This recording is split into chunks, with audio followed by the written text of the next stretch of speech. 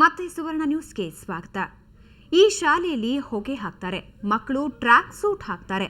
ಅಷ್ಟೇ ಅಲ್ಲ, ಕ್ಲಾಸ್ ರೂಮ್ನಲ್ಲಿ ಆಲ್ ಔಟ್ ಬಳಸ್ತಾರೆ. ಯಾಕೆ ಅಂತೀರಾ? ಎಲ್ಲ ಸೊಳ್ಳೆ ಎಫೆಕ್ಟ್.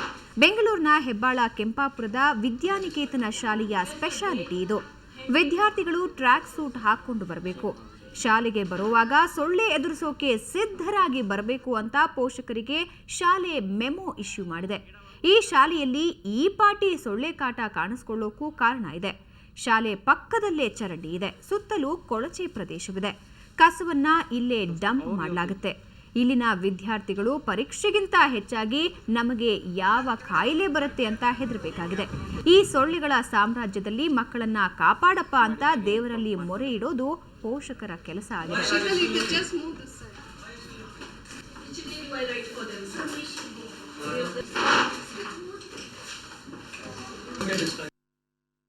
ಆ್ಯಕ್ಚುಲಿ ಅಪ್ಪ ಹೇಳಿದ್ರು, ಒಂದು ಮೀಲ್ ಸೆಂಡ್ ಮಾಡಿದ್ರು. ಅಲ್ಲಿ ನಮ್ಮ school surround full slum garbage ಎಲ್ಲ ಇದೆ ಅಂತ.